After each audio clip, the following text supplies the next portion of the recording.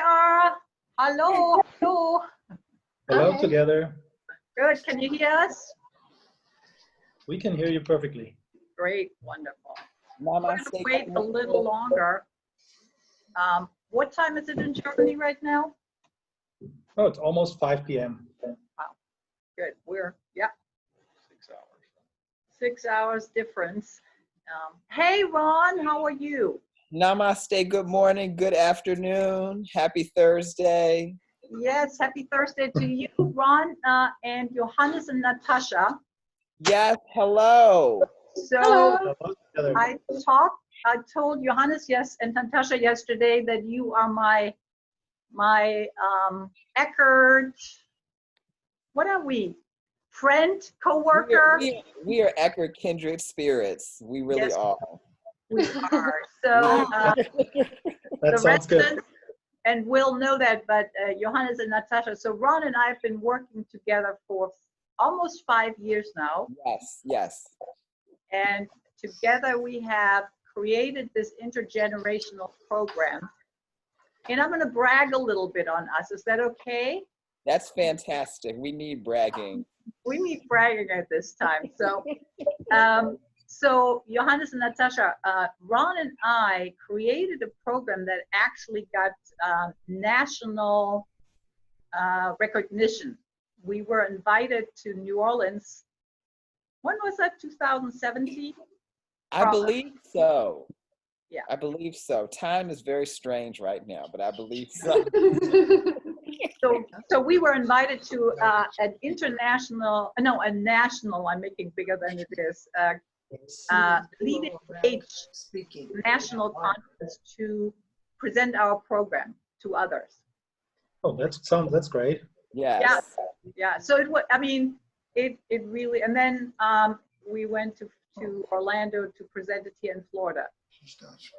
And just is, I think for both of us, it's just an amazing program, and we're thriving. And Yes. And now others are copying your program, and they are doing the same. Trying to, actually. I think they are. I've learned so much from working with Bettina. It's been really, really fantastic, and we just keep getting these opportunities. They keep popping up like this, so I'm just grateful. It's really wonderful. So that sounds good. That's what we are doing in the European Union, best practice all the time. Yes, exactly. Ron, you tell our guests, we're still admitting people, and most of them know you, but Johannes and Natasha don't really know you, and we will introduce them when everybody is here. But can you tell them, and actually our residents too, and they might not know your history about Eckert College and how you got to be back to Eckert College? Yes. So that will be interesting. Yes. So currently I'm the Director of Service Learning at Eckert College, which basically means I oversee the experiential education program. So we send students out locally in the Tampa Bay area, St. Petersburg, internationally, domestically throughout the United States to do service projects. So locally, we work with over 180 organizations. And then we also usually send out spring break trips, to places like Puerto Rico to focus on permaculture. We also go to Peru or whatnot to look at issues of education. We've done dive for degree trips in Mexico and different places like that. We've done medical mission trips to Jamaica. We even had a mindfulness meditation service trip with Orthodox monks in California. So that has been our program. And then the world stopped. And so currently I'm overseeing putting together virtual service opportunities for students like this and different activities where we can still be engaged, but still engage in best practice. It's sometimes hard to tell what that means in the United States, but that's a different conversation. And that's the work that I do currently, but I am a graduate of Eckert College. I'm originally from Washington, D.C. I graduated in 2005. Actually, Johannes, I saw we were both born in 1983. Oh, that's cool. Yeah, my birthday's tomorrow, so I'm celebrating. Oh, happy birthday. Sarah, can you hear us? Yes, I can. Okay. Tiffany? No, she's muted. If you can. Yeah. Yes, I'm Okay. here. You can hear? Yes, loud and clear. Can you, Okay. we are not getting a video from you, so can you go down to the bottom and turn on your video camera? Yeah, give me one moment. I Okay. know you can't see me. Okay. Alan? Yeah. Who is talking? Mark, Oh, Mark is right Hello. next to I'm the me. producer of the show. Yeah. Hold on, I need to get the, there we go, okay. I was like, it's a phantom person talking. You need to be 6 feet See? apart. Oh, there you my go. mask. Yes, There you yes, go. there we go, yes. I've got my mask here too, but for this, I'm not going to put it on. So we're all masked here. Yes. So Yeah. Mark is in the background and admitting people because I know there are always people that come a little later. So I want to be concentrating on the discussion and with Ron hosting this. So Ron, you started talking about your education. You went to Eckerd College, correct? Yes, yes, yes. So I went to Eckerd College and I actually studied political science and international relations. And I went to the UN in Geneva, Switzerland, and different places like that and studied international law. And then my life took a turn. And now I teach yoga and direct community service programs. So Natasha, yoga, yes. almost. And I think we're going to need a lot of that when we move through this, you know. It helps. Yes, it does. It definitely helps. So I'm excited to be here, and it's strange because even though we're in very changing times, we seem to keep having interesting things happen. So I'm grateful to have you here this morning. You know, I feel like I'm going to learn a lot today. And are we ready to begin, Bettina? It's 11 o'clock. There are 2 more people waiting. People that have just signed on, Tiffany and Courtney, we need to unmute your mic. They can't hear you. Okay. You can unmute their mic. Okay, hang on. There we Oh, go. they're coming. They're Is connected. Arlene on? Yep, I'm here. Yes, okay. Yeah, we can actually see who's muted and who, and you can all see who doesn't have their camera on. So we have a lot of people that are still going to come on. Can we wait 3 more minutes? Is that okay? Yeah. Of course. Yeah. So Ron, I know that Natasha was also, and we'll learn more about them, but Natasha was a year in California, right? Yes, right. I spent my junior high school year in Auburn. It's a little bit north of Sacramento. Fantastic, fantastic. I lived in Oakland and in the Bay Area, so Oakland and Berkeley. Yeah. Right. So I want to brag on you, Ron. You got your doctorate at Berkeley, right? Yes, yes. Wonderful, wonderful. Yes. Okay, let me close the door actually here. Yes. Barb? So, Barb? Johan Yes. and Natasha, Did you Yes. get the Kentucky Derby I sent you? Email? Did you get the Kentucky Derby email I forwarded to you? To us? I haven't checked. To Barb and Rick. You I unmute. haven't checked this morning, but I will. Check for it. It's cute. You'll like it. Thank Let me know. Johan, Not working. Joyce and Yeah. Tiffany, we can't see you. Jean, you can't. Oh, there's Jean. Okay, great, wonderful. is Johan there? Johannes? Johannes, Yes. is he calling from Germany or from the United States? Yeah, we are both from Germany. Yes. I know you're from Germany, but are you in Germany now? Yes, we are in Germany. We are in my hometown. It's called Hamelin. Yay! Woo-hoo, that's where I was born.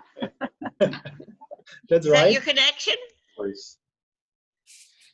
Yeah, that's our connection. My mother went to school together with Bettina. And Oh, that's how we now know you're each other. aging Bettina. Yeah. So I'm going, oh, everybody knows how old I am. So we're still having people that want to come in. And Mark is going to admit people, but I think it's time for us to start. And and welcome everybody. I'm so happy you're all here. And I want to, greet our guests, especially Johannes and Natasha. Thank you for being with us from Germany. I'll say a little more later in the introduction. And it's always, Dr. Porter, would you start us off with a meditation, please? Yes. So if you're in Florida today, it's a cloudy day. So this is a meditation to help calm the body. So why don't we have everyone sit up nice and tall, shoulders relax. Yes, nice and tall. Excellent. Shoulders relax. Chin is parallel with the earth. Hands are in your lap. Excellent. Let's raise the hands up. Open and close the fingers. Excellent. Move that around. Excellent. Take some deep breaths here. Good morning, good afternoon, wherever you are in the world. Excellent. Let's shake at the wrists. Shake out all that tension that can be in the upper body. Relax the shoulders. Inhale, open the hands wide. Exhale, let the hands rest on the lap. Beautiful. Sit up nice and tall. Let's get into the breath. Shoulders relax. Everyone take a deep inhale into the nose. And exhale through the nose. Beautiful. Again, deep inhale into the nose. And exhale through the nose. Beautiful. Again, deep inhale into the nose. Exhale through the nose. Close your eyes. Let your shoulders relax. Deep inhale in. Exhale. And continue on a comfortable breath.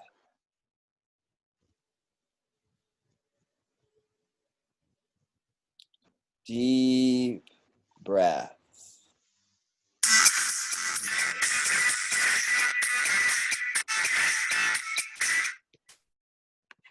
Apologies for that. Deep breaths.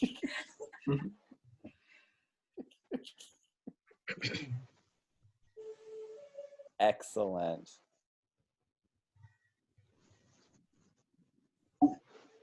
Let the shoulders relax. Laugh if you need to. That's also a part of yoga. Excellent. And let's take a deep inhale. Relax the shoulders. Exhale, let it all out. Beautiful. Again, deep inhale. Open the mouth. Exhale, let it all out. Beautiful. And one more time, deep inhale. And open the mouth. Exhale, let it out. Release all tension from the body and gently open your eyes. Okay. I hope that left everyone.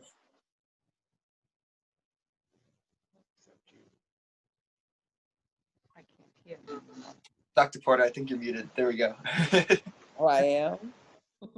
No, you're not. Okay. So I think you can all hear us. And Joyce, if you can hear us, we cannot see you. You would have to turn your camera on, please. Oh, I don't know how to do it. How do I do that? Take your cursor all the way down and a black bar will show up, and go to the left and there's a little video camera that you have to turn on. Let me see. So while Joyce is doing that, I want to welcome everybody. Students from Eckerd College, hi, welcome. Residents from Suncoast, welcome. And residents from the shores, welcome. And a special welcome to Dr. Porter and Johannes and Natasha. Natasha and Johannes are joining us from Germany, and it's about 5 o'clock there right now in the afternoon. And I want to just tell you a little bit about my connection to Johannes and with Johannes to Natasha. So Johannes's mother is a friend of mine, and we've known each other since 5th grade. I still remember her little pigtails. And we have been connected ever since then. So, you know, went to their wedding. I knew when Johannes was born, met him as a little baby. And Long ago.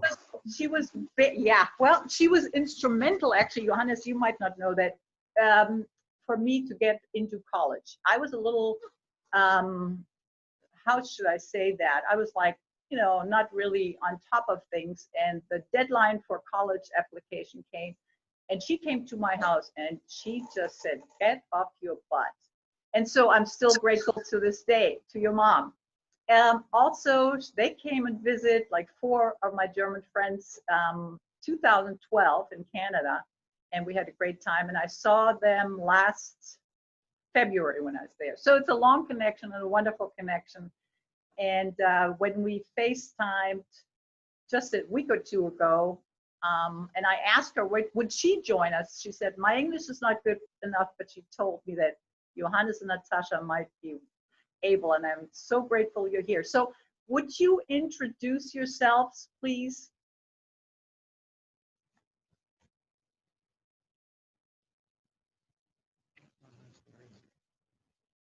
I'm Alan Cutter from Suncoast. I've lived here for 3.5 years. I'm a retired Presbyterian minister. Oh, I'm sorry, Alan. We would like to have Johannes. Johannes, can you hear me? Wait, hang on. Johannes, could you introduce yourself, please? Yes, of course, I will. First of all, I would like to thank you all that we are able to join you for your weekly session. And as I already said, we are connected with you from Germany. We are in my hometown, which is called Hamelin. Perhaps you all know the legend of the so-called Pied Piper, the guy who played on a certain melody on his flute, and all the rats followed him into the river. So he solved the problem that Hamelin, my hometown, had in the Middle Ages with rats. And that's where we are sitting at the moment. And actually, that's why we are sitting together, because we are a couple since, I think, almost 8 years now, and living together in one household. Also, during Corona times, of course, it's possible being so close to each other. Outside, it's looking a little different, but that's what we would talk about a little later. We would like to share with you a little bit our experience during the Corona times, how we deal with it in Germany, and perhaps to hear a little bit about how you deal with it in the US as well. As Bettina already said, my mother and her, they know each other since a long time already. I'm 36 years old now, and since 2017, I'm representing my home region. It's called Weserbergland, the region around Hamelin. I represent my home region in the German parliament, the Bundestag. So I'm member of the federal parliament since 2 years. And within the parliament, I'm member of different committees, member of the European Affairs Committee and deputy member of the Foreign Affairs Committee of the German parliament, and also member of the Committee on Financial Affairs and the Committee on Budget. So 2 very important committees, because the one is responsible for how to get the money in with taxes and stuff, and the other one, the Budget Committee, is deciding about how we spend the money. And of course, these 2 committees are very important also during Corona times, if it's about help for the people and for companies and stuff to survive this difficult situation. But I would like to introduce you to Natasha as well, and has a very important reason that we are doing this together, because not just because we are a couple and we know each other since a long time, We met each other 8 years ago in Brussels, when we both lived and worked in Brussels, in the European capital. And now we are both living most of the time in Berlin, in the German capital, but the other half of the year in my hometown here in Hamelin. And actually, that's what makes the Corona situation special for us, that we live together for more than a week, not being divided in a long distance relationship. That's something that is very special for us as well, because during Corona times, we do a lot of things from home office, also in the German parliament. So I don't have to travel every week to Berlin as usually. I do most of the things from Hamelin, from my hometown. That's why we can sit here together. Has some positive effects as well. Yeah, that's right. In general, for our relationship, but I think in some families it's the same effect. When Natasha is working in Berlin, usually she's a political consultant, working in a consultancy, and in this way she's a political advisor to some clients, which are mostly companies that would like to know about what's going on in the political area, what kind of laws do we adopt in the parliament, and she's advising these clients about also especially what happens in Corona crisis, and what kind of laws do we adopt in the parliament to react on this difficult situation. Perhaps this should be my first introduction, just to introduce both of us, and I would like to hand over to Natasha, and perhaps she will say a few more things about what kind of measures we implemented in Corona times, because she most probably knows much better than I do, because every day she's having an overview about this to advise her clients. So should we start right away with the facts? Yep. Perfect. So what we're currently doing is preparing a newsletter every day to all of our clients about all the measures and all the data and facts that are currently, just a daily update to all our clients. So I'll try to give you one of those daily updates right now. Maybe just some facts in the beginning. In Germany, we at the moment have 161,552 COVID-19 cases, and 6,500 people have died approximately. Today there was new unemployment data published. Currently we have 2.6 million people that are unemployed, which is approximately 5.8% of the population. Because in Germany there are 82 million people living. So maybe if we compare it also then to the percentage, the numbers, approximately in Germany it's about 0.2% of inhabitants that are infected. To compare, in the US, it's about 0.3%. So even though the numbers in the US look much bigger, with over 1 million infected, it's actually, because you have such a bigger population, it's not that big of a difference. And of course, we're affected in all areas of our life, as well economically, but also just personally. And I'll try to give you an overview over the measures that have been taken in Germany now.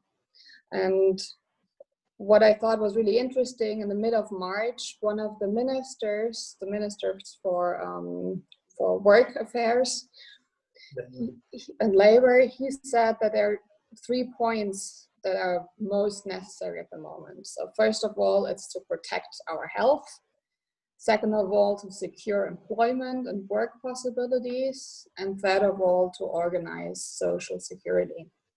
And those are the 3 most important steps that all the measures go after. So to protect health, we have some general contact restrictions that are in place since March 23rd. we're not allowed to contact any people outside of our household anymore. If we are outside, we should not be in groups that are larger than 2 persons. We need to keep distance of 1.5 meters to 2 meters. There are no events. All events are canceled until August or end of August this year at the earliest. There's no school, no university, no kindergarten.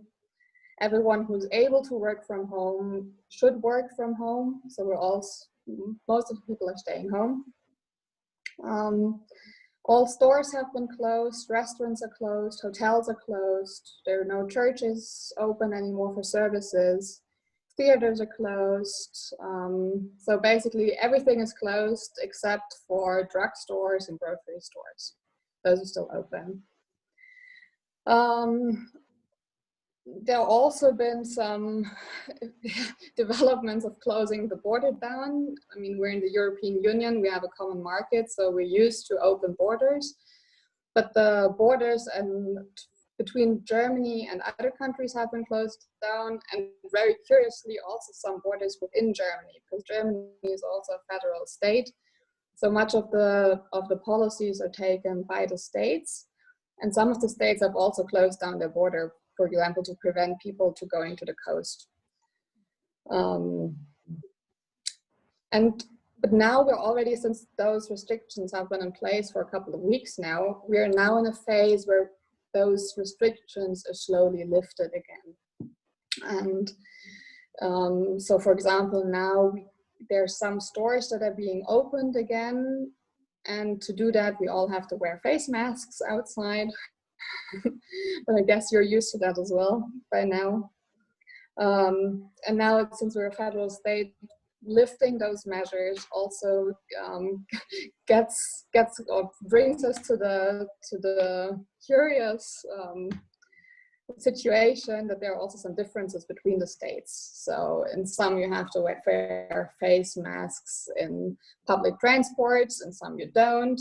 I mean, I think now they've made it equal again, but still, in some they have already opened the schools, and others they don't. So it gets a little bit confusing at the moment. But those are those general measures, and what Germany has done very quickly, or what the federal government has done very quickly, is also address those other 2 points of securing employment and organizing social security measures. And the federal government decided on those measures already in the end of March. And they agreed upon a so-called Corona package. It's a package of 6 measures to be 6 measures.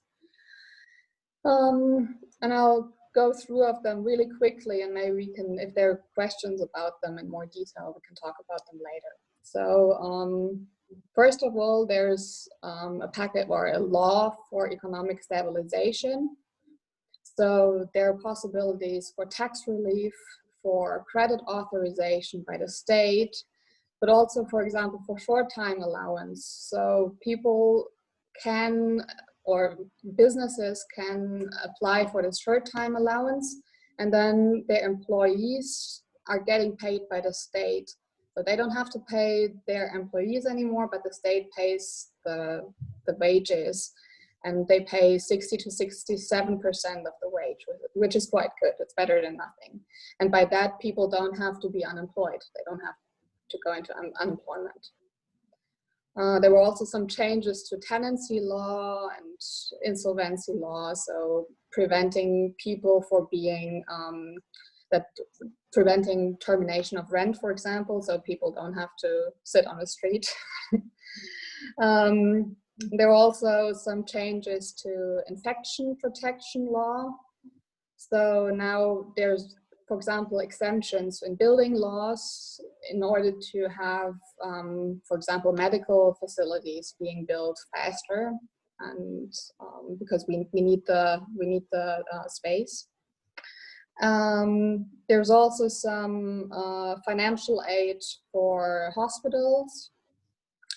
And then there's a big social security package with instant relief measures, such as financial aid for small and medium enterprises, for self-employed people, for cultural people, and also some exemptions for working hours, so that you're allowed to work longer than usually, because, for example, in the health sector, there's a much bigger need for people working right now. And usually we have an 8-hour day, work day in Germany. So they lifted those kind of protected measures as well. And in order to finance that all, they agreed upon a huge supplementary budget of 122 billion euros, which is a lot of money. And in addition, they also allowed for credits, so for the federal state to take up credits that amount to 156 billion euros. So in total, there is about 180 billion euros given for AIDS at the moment. So as you can see, this is a huge package, and it's something that has to be decided by someone. And that is, of course, also the parliament. It's not just the government. The government brings these measures into parliament, but the parliament has to decide about this. And of course, we discuss all these measures also in the committee meetings, for example, in the financial committee and in the budget committee where I'm a member of. So I was into all these discussions, and I had to vote about these things in parliament as well. And usually in Germany, during the year, we have 22 weeks where we have plenary sittings in Berlin, in our capital. Let's say it's the same as if the senators in the US going to be in the Senate in Washington, DC for a couple of weeks in the year. And in Germany, it is more or less that for 1 week I'm in Berlin and 1 week I'm in my constituency. And my constituency is more or less in the north of Germany. It's in Lower Saxony. We are in Hamelin, that's what I already said. And Hamelin is very close to the border between Lower Saxony and North Rhine-Westphalia, another of the 16 states of Germany. So the things that Natasha mentioned, that there are some differences in how the measures that we decided at the federal level, how they were implemented by the states, these differences became very visual in our region because it's very close to the other state. So for example, hardware stores, or are they called home improvement stores or something like that? They were opened in North Rhine-Westphalia, just 10 miles away from here. And in my hometown, they were closed because my state government, they said that we close every store that is not necessary to be open. And then, of course, there were a lot of people here asking, why are they open 10 miles away and they're not open here? So they all drove with a car over there to get their stuff, to do things in the garden or in their house and to repair things and stuff. So these are things that I have to deal with as a member of parliament. Of course, I have calls from the kindergartens, from a lot of families that want to have the kindergartens being open up again. I have calls from strawberry farms or mushroom farms in my region because it's a very rural region, and usually they have workers from Poland or from Ukraine, for example. And at the moment, because of the travel restrictions, it's not possible for workers from other European countries or also from other countries around the European Union to come to Germany to work here in the strawberry farms or in the mushroom farms. So these are all little things where people are calling me as their representative in the parliament and to get to know how they should deal with it and what they should do. And these are the things that we try to collect and to bring together when we meet in these kind of video conferences as we do now, when we do these video conferences in our committee meetings in Berlin. Perhaps that should be the first things that we would like to bring up as an introduction, but since we would like to get in touch with each other and for us, it's very interesting to discuss these things because we always like to be in touch with people that take a look beyond their own nose. That's interesting for us. So we make a cut here, and we hope that there were some things that bring up questions from your side. Wonderful. Thank you so much, Johannes, and thank you so much, Natasha. Wonderful to know everything. I mean, I wasn't aware of the hardware stores, for example, you know, open in North Rhine-Westphalia and closed in Lower Saxony. So I would suggest that if you want to speak, please raise your hand, and you're all muted right now. And I think you can each individually unmute yourself when you speak, but please raise your hand so that we know who wants to ask a question or share, and then we'll call on you. And Bettina, I would say just also say what your name is and where you're located. Yes, correct. Wonderful, Ron. Yes. Thank you.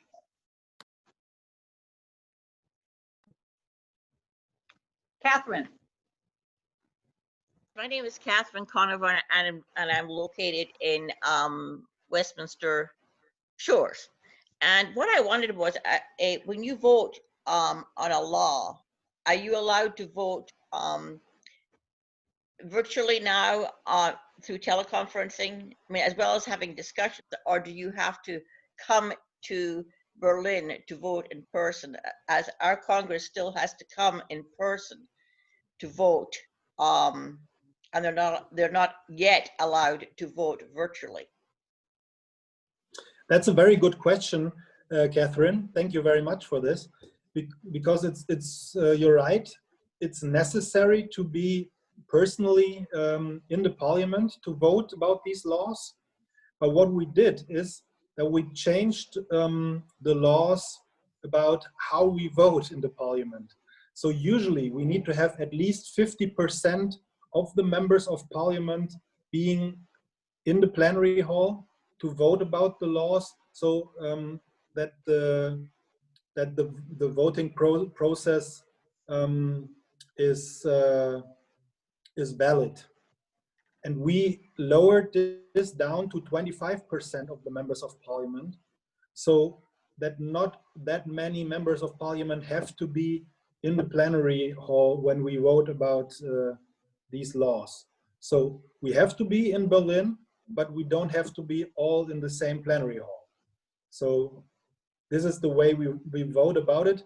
Actually, there is another problem that we have with being personally in a place to vote about certain things, because, for example, we have some elections, of course, during the next weeks and months in Germany, for mayors in different cities, also regional elections in some regional constituencies, and there also to have candidates to become a mayor, they have to be voted in party conventions. And also these party conventions, there's a law about how during these party conventions, the candidates for becoming a mayor of a city or for becoming a candidate for the regional parliament or for the national parliament, they have to be voted in a certain way. And we changed these laws a little bit to lower down the numbers of delegates that have to be there voting about these things. But it's a very good question, because it's a question about how if democracy still works under these conditions. But since we're sitting underneath the European flag, in the European Parliament, they're doing it, for example, differently. In the European Parliament, it is possible to vote digitally now. And they did that during the last plenary week for the first time, that they all sat at home and they could vote on the act, on the legislative acts, but digitally, which I think is really cool, because, I mean, other parliaments could think about that as well, I think.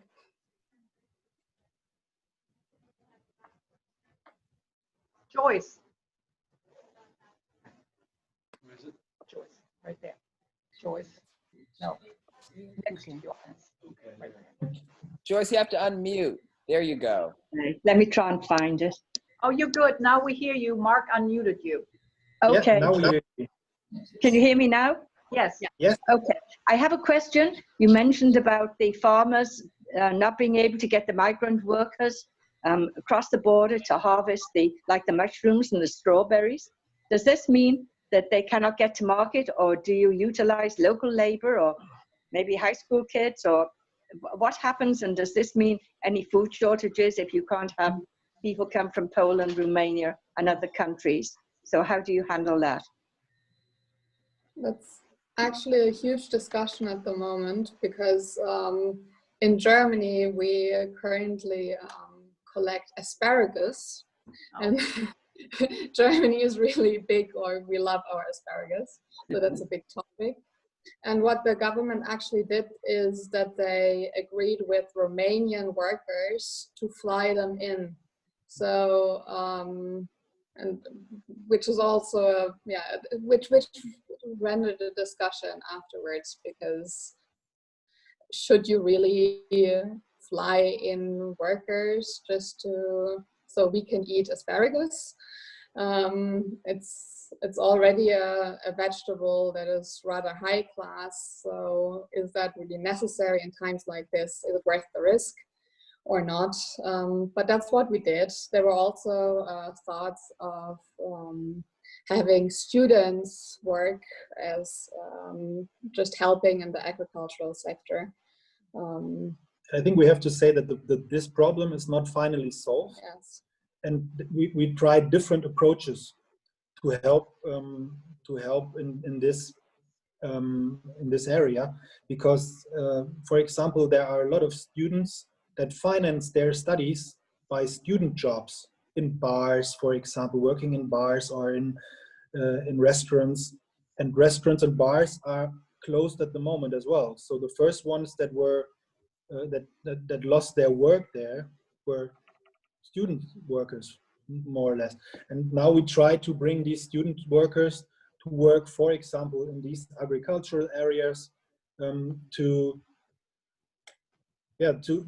work there instead of workers that came from other countries. Actually, the problem is also that, of course, the different European countries are differently affected by the coronavirus, and or the measures are just different, so you don't know. That's right, and the governments react in a different way on that.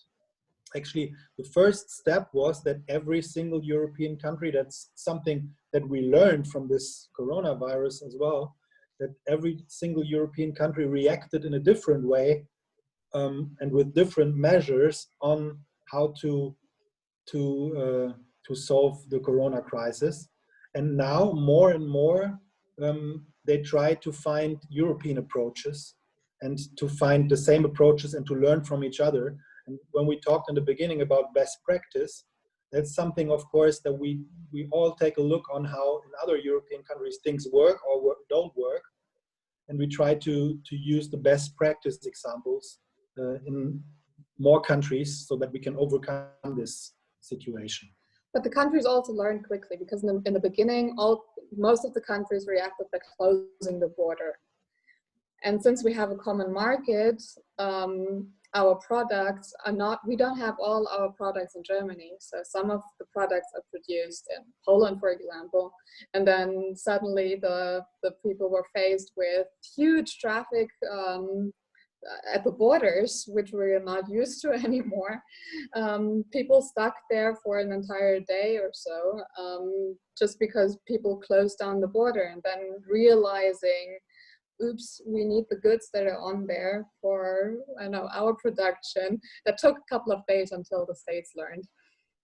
Yeah, but it's not just in agriculture that we noticed that our businesses in every single business area are so close connected now already, that it's almost impossible to close every border. I mean, it's if you think about Northern America, if you would close the borders between the US and Canada, or if you would close the borders between the US and Mexico, well, if they're trying to, as some politicians try to, I don't know if this would have very good effects on the economy in general. Thank you. Sarah Danica. David. David, okay. David, Hi. he's sitting here, Hi. so it's David with the question. Hi. Johannes, in the U.S., the government has been spending money by either printing money or increasing the debt remarkably. Is Germany's approach sort of the similar implementation of modern monetary theory?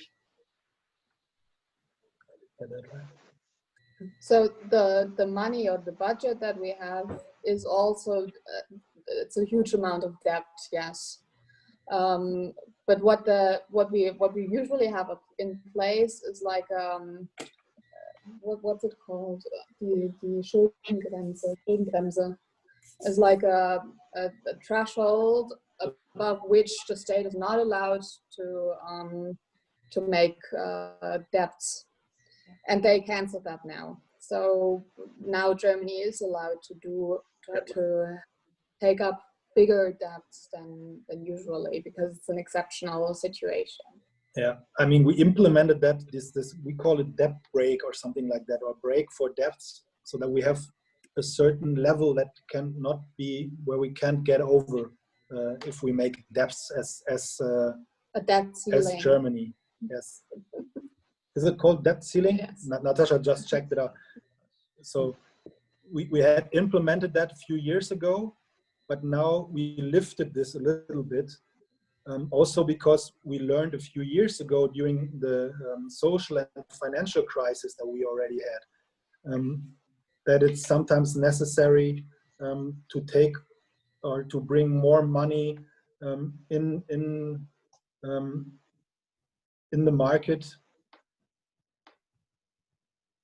so that that the different businesses have more opportunities to use money where they need it.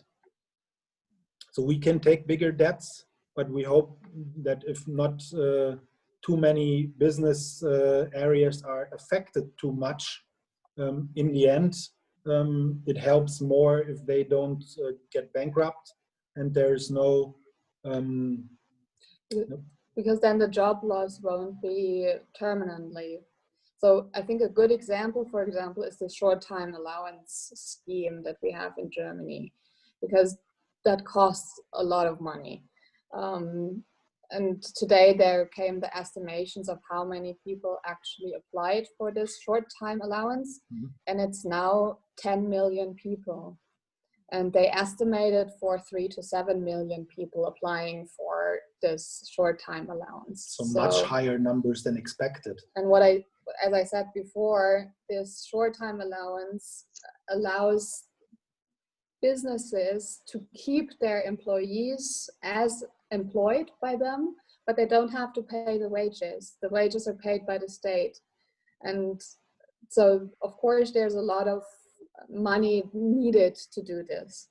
But then on the other hand, when the economy starts up again, then the businesses are still there. You don't have to build them up again. So you can benefit from that. And also the people can benefit from that because they will still have money in their bank account, being able to buy stuff. So when you're unemployed, you don't have the ability to be part of the economy again. So we think it's much more, or it would be much more expensive if a lot of companies would die because of the crisis and they have to throw out all their employees. Who are then unemployed because they would receive unemployment benefits. So either way, the state would pay. Yeah, the state would have to pay. But this way we keep them employed and we keep them in the companies, hoping that we overcome the crisis this way. But it shouldn't take too long, that's as well.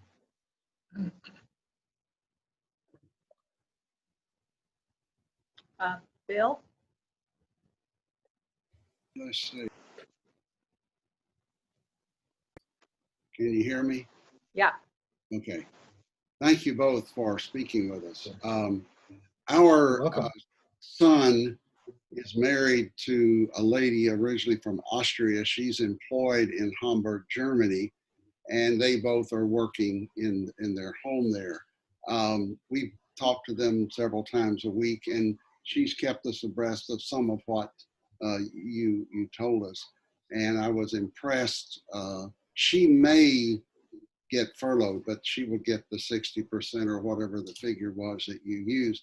Now, an impression I have, and correct it if it's wrong, is that your government has been, and I realize some of those policies were probably already in place, but in terms of new actions, my impression from listening to my daughter-in-law and son is that Germany has been, by comparison, much more nimble than our government in setting restrictions and expanding the financial support. If that's true, what would you attribute that to in the German populace and government? I mean, I think it's very important being flexible in the measures that we try, because it's a situation we all never had. It's a situation where we all have to learn from day to day. And the problem with the Corona crisis is that you always know after 2 weeks or a little longer if the measures that you implement, if they take effect or if they don't. Because it takes a while until you find out if people are affected by this coronavirus or not. And we try to keep the numbers as low as possible. I don't know how you call it. If every person just spread the virus to one other person, and that's the level where we have it at the moment. The spread of the virus is at a very low level. So our health system can handle this number of cases. And it's still like that. But of course, if we lift the measures that Natasha mentioned, people get closer to each other and they have more opportunities to meet each other and perhaps to spread the virus more as we had it during the last weeks. So we don't know if the lifting of the measures has such a negative effect in 2 or 3 weeks that the numbers are rising again, so that we perhaps have to have higher restrictions again. But I think in general, we have to be flexible, but nevertheless, also with our social system that keeps a lot of people in work and that keeps a lot of people at a level where they don't get unemployed, there are a lot of people that are criticizing this nevertheless. I mean, I'm member of a social democratic party, and we have a coalition government of our conservative party, led by Angela Merkel, by our chancellor, and together with my party, with the Social Democrats. And of course, especially for us as Social Democrats, it's very important to secure the workers, to secure the people that don't earn that much money. And for them, it's very important at least to get 60 or 70% of their usual salary instead of nothing. But nevertheless, there are a lot of people that are criticizing us for not to give 100% or to give 90% of the money that they usually earn. But what I think is really what makes us in Germany able to take those policies and those measures that cost a lot is 2 things. First of all, we have a social welfare state that is well established. We started this sometimes in 1870, so we have a long tradition of social welfare in Germany. So even the conservative parties acknowledge that there has to be a social welfare system. It's not there's no question about it. Everyone agrees upon this. And that makes it easier to have measures and social security measures adopted, because there's no one who questions them. There's just a common policy on that. The discussions that you had about Obamacare a few years ago, for example, we wouldn't have these discussions in Germany about the social welfare system, because it's much more accepted, because everyone knows about the positive effects on, Right. on every single person. And the other thing, the second thing I think that's really important for our case in Germany, and that's also unique to Germany, is really our Chancellor Merkel. She is now how many years? 15 years in office, so she has a lot of experience. She's been through the financial crisis and managed that. So, and she is herself as a scientist. So I think that's also a factor, because we in Germany, I think, already tend a lot to listen to scientists and facts more. And when you then have a government that's already in place for a long time, who's also listening to facts and who doesn't have to prove anything anymore, because she's not running for office again, and everyone knows that, that makes it easier also to have hard measures and spending a lot of money. That's why she's dealing with these things very unexcitedly. And that's, I think, very important, not just to do things, to present yourself in public, but to try to really to solve the problem, and not to I don't know, to present a picture of yourself to look very good or something like that. Good. Thank you. I'll just say I envy you. Thank you very much. That's music to my ear.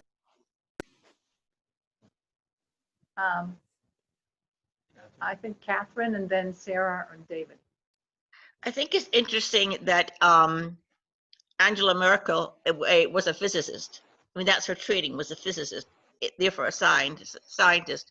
And maybe we need to look more to people with science backgrounds when we elect our politicians.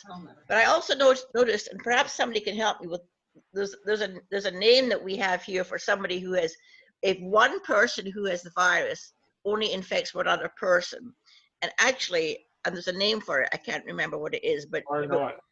pardon? R0. It's called R0, the rate of infection. Oh, rate of infection, thank you. With the rate of infection, I was just watching the news this morning, and the rate of infection in Germany is still -1. In other words, one person with coronavirus infects less than one person in Germany with the disease.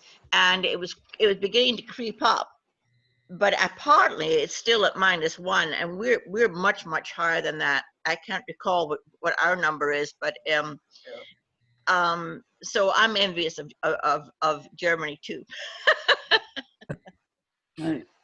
Yeah, but we've already been higher. So we've been to, I think, 1.5, and then we had lockdown, and now I think we're back at 0.7 of the infection rate. Yes. But it's also, I mean, little changes in the infection rate make a huge difference. So, for example, if we have an infection rate of 1.4, our health system would be overwhelmed by, I think, June or July this year. So it's really the most important thing right now, from our policy perspective, to keep this rate below 0 in order to enable our health system to deal with all the COVID cases. But it might be interesting to you to know that at least on the national news here, Germany was touted as being foremost, one of the foremost countries as far as being successful so far in combating coronavirus. But you say it's successful so far, and it's something. Well, yes, so far. That's all we can say, right? But that's right. We have to keep it that way. But that's difficult because, of course, having these measures and then these restrictions for the people not to leave their home, right, if possible, and, for example, not to go to certain places, not to have the kindergartens open. This is at the moment the biggest problem that is discussed in Germany, because, of course, now a lot of people see what the people in the kindergartens, what kind of work they do, and how tough this work is. Right. And also the people in the care sector, the people that work in the care sector. These are jobs that are, let's say, not seen in a way as they should be seen in German public, or they have been seen as a, before the crisis. yeah, before the crisis, they have been seen as a, let's say, low-level job. But how important these jobs are, that comes into people's mind during the crisis much better, because they see how difficult it is if you have few kids at home and you have to work from home in home office and things like this. And to bring all these things together, this brings new problems.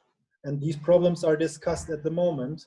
And that's the discussion that we have to find a balance of lifting the measures, lifting the restrictions, but to keep the infection rate nevertheless as low as possible, to have our health system been able to handle these numbers. And that's a paradox, because when you're too good, people say, well, COVID-19 is not that dangerous. Look at us, we're doing so good. But it's because the measures. So that's really the bad discussion at the moment, that people are saying, look, we're doing good, so let's lift the measures, but they don't realize it's because of those measures. Right. And of course, we had, that's the last sentence to this question, we had a huge advantage in Germany because we have seen the effects of COVID-19 in other countries before. So we had a lot of reports in the news about what happened in China, although they perhaps gave other numbers to the public than there were. We saw what happened in Italy and in Austria, in the ski resorts especially. Yeah. This was something that we've seen in the news. So everyone who was not running around with eyes closed was aware of what could happen. And in Italy and also in France and also in Austria, they had the situation that in some hospitals they had to decide which people they take into the hospital and which people they send home to death, because they couldn't handle they couldn't handle them anymore because there were too high numbers of infected people. And that was perhaps our advantage, that we were a little before the wave. We're like 2 weeks behind those other countries. And that's why the measures that we implemented are at the moment successful. Yeah. But to keep them like that, it's still a challenge. We have Sarah or David, and then Dr. Porter. I just have a very quick question. I noticed in something I read the other night that the average age of those dying in the United States, I believe they said, was 72. In Germany, it's much, much lower. And I wish I could tell you exactly what I read, but it was much lower. In Italy, it was certainly very high. What does that suggest to you? Your policies with dealing with the aged, or what do you think? I just know for the reasons why that was like this, or why it is like this in Germany. So it's true, in the beginning, the people affected in Germany were really young, but the age is now rising. So in the beginning, it was especially those people that are very mobile that were infected. So those people that've been traveling around the world, that've been traveling to Austria, especially to ski resorts. So in the beginning, it was the young people that were infected, but now it's slowly changing, and now the older population or more older people are being infected and less younger people. That's actually, we still don't know too little about this COVID-19. I mean, we still don't know, we still don't have a possibility to have what's called vaccination, to have a vaccination method for COVID-19. So that's why we put in the financial committee in the parliament, we put 10 billion euros just in the research to find a vaccination method, 10 billion people just for research about COVID-19, to be able to have a vaccination one day or as soon as possible. But it will take, with all the tests that you have to do before, it will take a year. Usually, perhaps we get it a little earlier, but we need to learn much more about this virus. And there are, I mean, mostly older people affected, and because they're immunity system doesn't take it as easy as of the younger people. But that's why we have such a big discussion, for example, about the kindergartens at the moment, because young people or the youngest people doesn't seem to be affected that much by this virus, But that's not but clear yet. nevertheless they spread it, and it's not clear if it's really like that. So we need more research about this virus, and that's what we try to do in parallel to all the other measures. Thank you. Yeah, Dr. Porter, Ron. Yes, thank you so much. This has been very, very informative. I just have a personal question for you two questions. One, how are you coping with this situation emotionally? And two, are you afraid? Should I start? Feel free. Emotionally, it's actually we are really good at the moment because we can spend time with each other, because we are in the good situation that we have a big flat where we can both work and on separate desks. So for us at the moment, it's really good. And we have both jobs where we are able to do home office. There are other jobs where this is not possible. And I'm not afraid because I think fear doesn't do any good. Doesn't help. So we'll just have to hang in there all together and do our best. I'm more afraid not about myself or about us, because for us the situation is really, it's a little bit a gift for us both, because in our relationship in general, usually I am 1 week in Berlin, that's when we see each other, but when my calendar as a member of parliament is fully packed and we often just see each other late at night when I come home, and then we just have a quick chat and then we go to bed and that's it. That's unfortunately very often like that, and she's working a lot as well. And the other week I'm in my constituency and Natasha stays in Berlin. Now she can do home office from Hamelin, from my hometown, from my constituency, and I'm in my constituency and I don't need to be in Berlin as often as usually. So for us it's a little bit a gift, but what I'm afraid of a little bit is about my family, for example. My mother is in the age of Bettina. My father is a little older. My grandmother is, of course, even more older. And if I want to see them and I have to keep distance, I try to see them and we are going there, for example, to help them in the garden, but doing that with keeping distance to each other. But nevertheless, what would happen if, for example, my father or my grandmother suffer from Corona? Who brought this virus to them then? Was it me who's going to the market as well with my mask because I have to buy things to eat and stuff, and doing that for them? Then I brought perhaps this virus to them, and if they die from it because their immunity system doesn't take it as good as we do as younger people, that's what I'm afraid of much more, that I have a first case in my personal environment. If you know someone, I think it's worse than if it still feels far away for most of the people, I think. Thank you, Johannes. I told Mark that I want to ask a question, actually 2 questions to both of you. As a member of the German Bundestag, German Parliament, I know your work has changed. My question really is, do you feel more of a responsibility now? I mean, is it like a more of a, I want to say a burden to have that responsibility, because your job is, I mean, very important for the country. So to make decisions, do you feel more it is more of a burden to you at this time than, or like, what do I mean burden? You know what I mean? Kind of like More responsibility. More responsibility, exactly.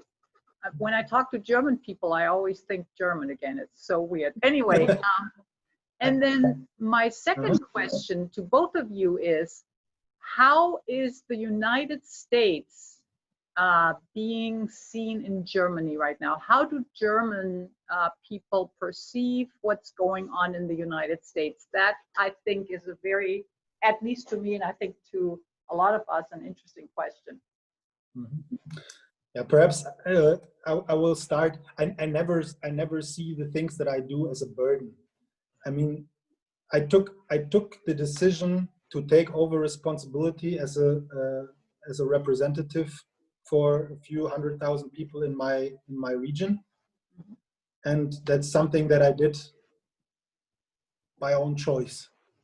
And it's not a burden, but of course you feel responsibility. But it's at the moment, it's for me, it's the same responsibility as I always have, as I had during the last few years since I'm representing my home region in the parliament, also during non-corona times. But at the moment, perhaps you notice it even more than before. If you are an open person, if you try to be on the street and being publicly seen by the people, that the people see you buying things on the market, seeing you walking through the streets, if they are coming to you telling them how they feel in this situation, they do that usually as well. But during the corona situation, of course, everyone is affected. So everyone has some experiences with that. I think it becomes more tangible, because usually when you make laws, you pass them and no one cares about them, or some people care about them, but not everyone. And now they have immediate effect to me. And now it's everyone, and they have immediate effect, and they come to you. I mean, you're talking on the phone, I don't know, every day for 6 hours or so with people who are coming to you saying, hey, I applied for those funds, please, can you help us, or something like that. So it becomes more tangible for you as well, because you don't just pass an act, but actually something happens afterwards because people approach you about those acts. Yeah, that's right. I mean, people running a hotel, for example, they don't have guests at all, so they don't have any earnings. They are coming, what should we do with our hotel? The costs are still there, but we don't earn anything. People that have a supermarket, or not a supermarket, a market where you can buy clothes, for example, which is closed still. So all these people don't have any earnings. Two of our best friends, they have skipped their weddings to next year. So there is a place, for example, where you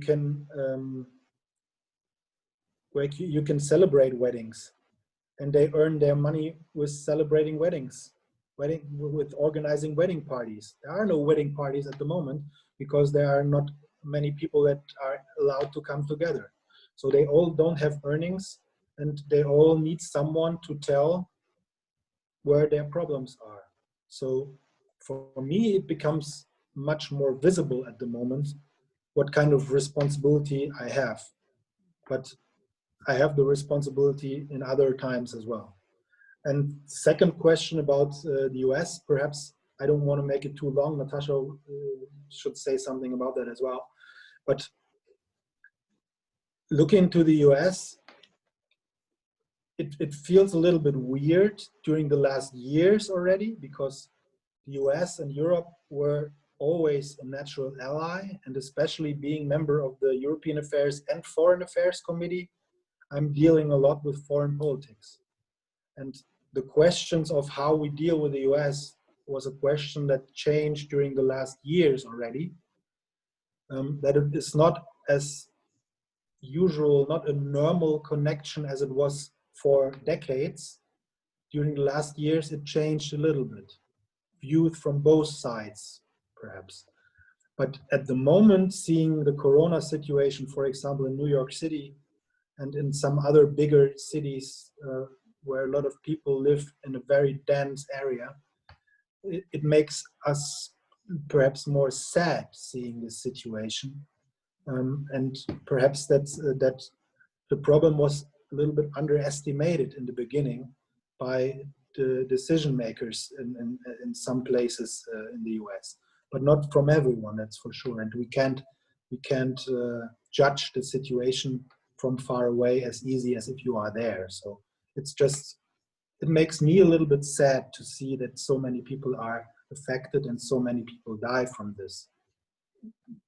But we have the same affection not only to American citizens, but of course to citizens all over the world.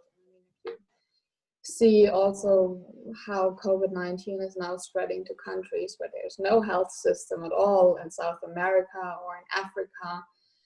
I mean, that's just horrible to watch. And I mean, those are pictures I haven't seen in my lifetime before. I think many haven't seen before, and it's just heartbreaking.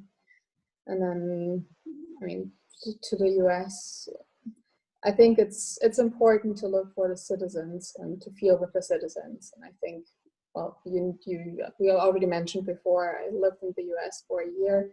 So there is a connection there, and I'm worried, but I'm trying not to. I mean, it's not my place to judge the politics. I'm looking for the people and the stories behind the people, and that's really saddening.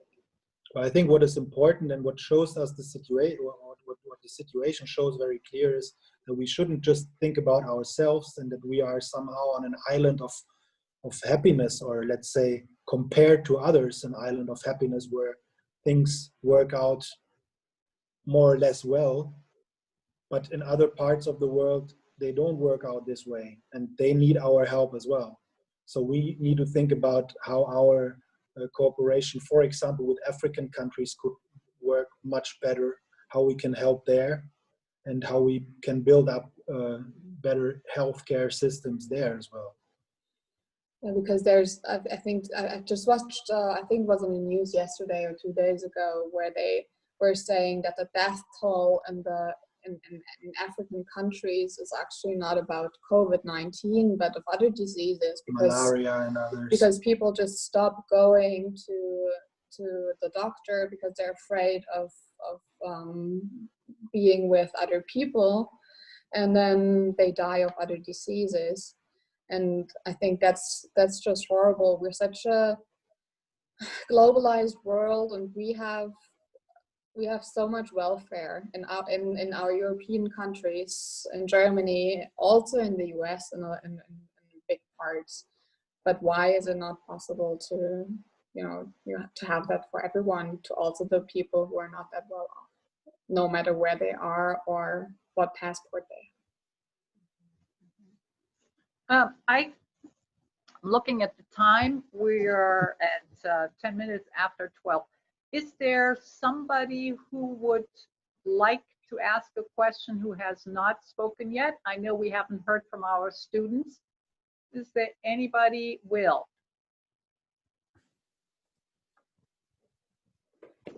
Yes, hi. Hi. My name is Will. I'm from Germantown, Tennessee at the moment. I have one question, and I know it's kind of hard to think of the future when everything is so like right now with everything. My question is, how do you think this is going to affect things long term? Tough question. You go. I mean, it's something that we discussed already yesterday. For example, I met with my colleagues from the regional parliament because tomorrow we have the International Labor Day, and usually we celebrate this day to remind people on that we need good labor conditions in all parts of the world, and to fight for better labor conditions for all workers. And there we discussed how this changed our political life already. For example, that we act much more digital. And I think also if we see our airports, for example, there will be some changes in if it's necessary to be or to use the mobility that we can use, that we have to think about if we have to use this mobility as much as we did in the past. For example, a friend of mine, he's working for Google. He's based in Munich in Germany, but very often going to California And I don't know how often he's flying every year from the US to Germany. And now he said that also at Google, where they don't have to think about money, I guess, but they already discussed if it's necessary to have so many flights from there to there. And actually, that's also a discussion that we have very often, that the climate change that we see in every parts of the world, that this is something that we all have to tackle together. And perhaps it can have some effects in thinking about these things as well.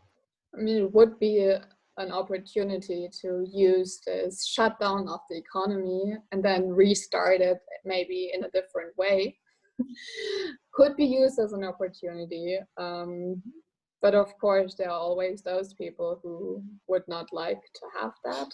So there's actually already discussions going on about that exactly, whether using this as a restart and a more sustainable restart maybe. And the European Commission also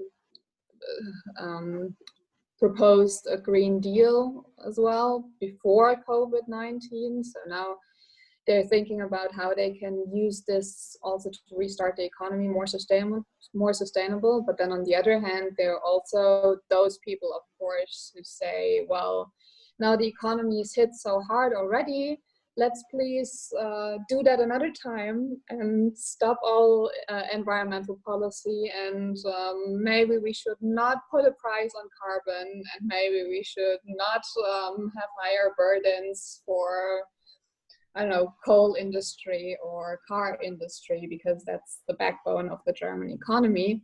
So that's going to be a really interesting discussion, which personally, I think will also affect governments, and also in Germany, German government, because within the party, there is no clear, or within the governing coalition, there is no clear political view on this. They are not agreeing on that.